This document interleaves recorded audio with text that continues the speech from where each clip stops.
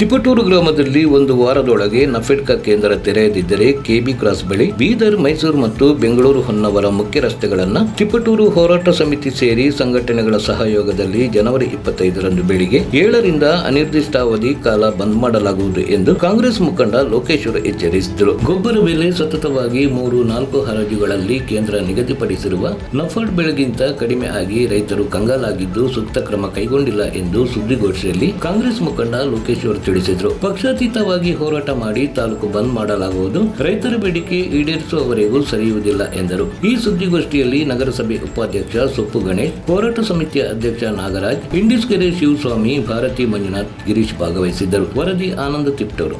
ತೋರಿಸದಲ್ಲೇ ರೈತರು ಮತ್ತೆ ಕಷ್ಟದಲ್ಲಿ ಸಿಕ್ಕಾಕೊಂಡಿದ್ದಾರೆ. ಈಗಾಗಲೇ ಇದ್ರ ಬಗ್ಗೆ ನಾವು ಬಂದ್ ಕಾಲ್ ಕೊಟ್ಟು ನಫೆಡ್ ಓಪನ್ ಮಾಡಿ ಅಂತ ಒತ್ತಾಯನ ಮಾಡಿದ್ರು, ಇವತ್ತವರೆಗೂ ಅದು ಜಾರಿಯಾಗಿಲ್ಲ. ಮತ್ತೆ ಕೇವಲ 750 ರೂಪಾಯಿ ಅಷ್ಟೇ ಜಾಸ್ತಿ ಮಾಡಿ 3ನೇ ವಾರನೂ ಆಗೋಯ್ತು ಹರಾಜು. ಈಗ 11,000 ಒಳಗಡೆ ಬಂದ್ಬಿಟ್ಟಿದೆ. ಈ ಪರಿಸ್ಥಿತಿಯಲ್ಲಿ ರೈತ ತುಂಬಾ ಕಷ್ಟದಲ್ಲಿ ಸಿಕ್ಕಾಕೊಂಡಿದ್ದಾರೆ. ನಮ್ಮ ಒತ್ತಾಯನ ಅವ್ರು ಕೇಳಿಲ್ಲ.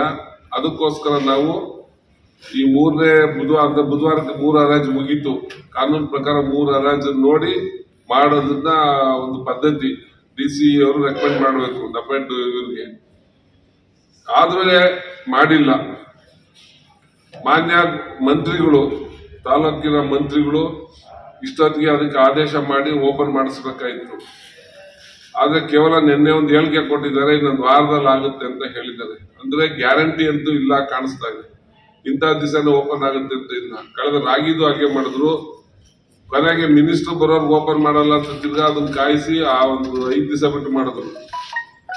ಅದರಲ್ಲೂ ಸಣ್ಣ ಹಿಡುವಳಿದಾರರದ್ದು ಮಾತ್ರ ಅಂತ, ದೊಡ್ಡ ಹಿಡುವಳಿದಾರದ್ದು 5 ಎಕರೆಗಿಂತ ಜಾಸ್ತಿ ರೋಡ್ ತಗೊಂಡಲ್ಲಿ ಇವತ್ತು 6 ರೈತರು ಇವತ್ತು ತೊಂದರೆಯಲ್ಲಿದ್ದಾರೆ. ಜೊತೆಗೆ ನಮ್ದು ಕಲ್ಪತರು ನಾಡು, ತೆಂಗಿನ ನಾಡು. ಇಲ್ಲಿ ಮೂಲ ಬೆಳೆನೇ ತೆಂಗು.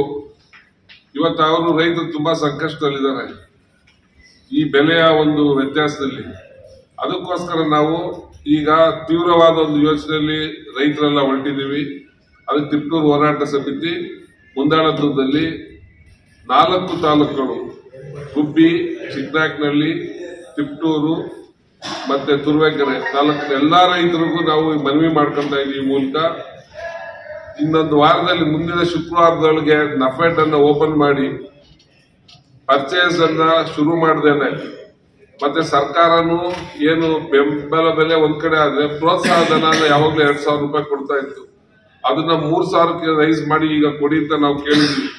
ಅದನ್ನೇನಾದ್ರೂ ತಕ್ಷಣ ಅವ್ರು ಮಾಡ್ದಲೇ ಇದ್ರೆ ಮುಂದಿನ ಅಂದ್ರೆ ಅದಾದ ಮುಂದಿನ ಶುಕ್ರವಾರ ಕಳೆದ ಮೇಲೆ